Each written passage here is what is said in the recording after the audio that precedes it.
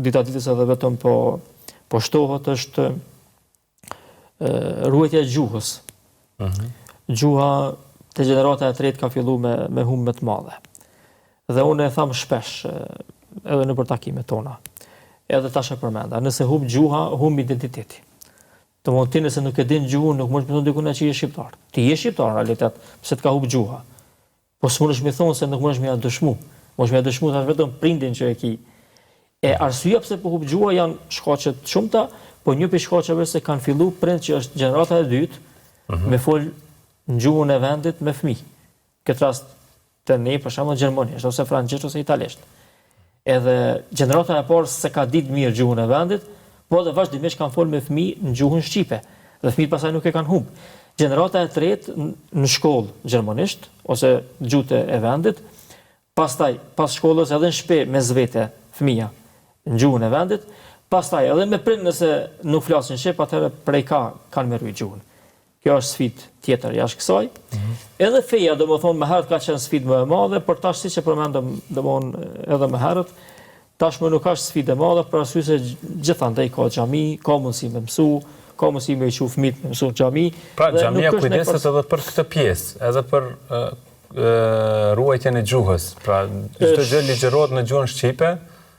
Po, momentalisht shumica xhamive po thuaj se gjithë aktivitetet i kanë në gjuhën shqipe, edhe nëse kanë në gjuhën e vendit, prap kanë diçka në gjuhën shqipe. Edhe për fëmijë, disa prej xhamive përveç që i mbajnë mësimin në gjuhën shqipe, kanë filluar edhe si me thonë, të organizojnë si lloj kurse ose si lloj organizime brenda xhamisë që të ketë edhe mësim të abetarës. Mësim të abetarës në gjuhën shqipe, normalisht abetare po dihet. Domthonë krahas mësimeve fetare që i marrin fëmija, e kanë edhe mësimin e gjuhës shqipe, ka filluar tash. Ka të interesuar, do ketë interesant fëmijëve? Po, ka të interesuar për arsye se ata kur vinë pastaj në xhami, bëjmë bashkimin mes dyjave.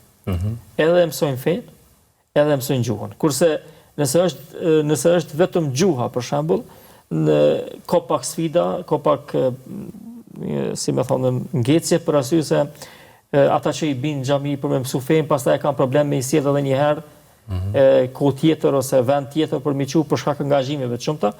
Por xhamit, shumë prej xhamive tash e kanë shfrytzuar këtë momentum, këtë rast, edhe pasi që ata po i sjellin fëmijët për shkak mësimit të fesë, e që është çështja bazike që do të sjellë për fëmijëve me ditë siç kemi mësuar edhe na historikisht si popull. Në të kohë po i afrojmë edhe gjuhën shqipe që më mundu maksimum që mos me humb gjuhën e tyre.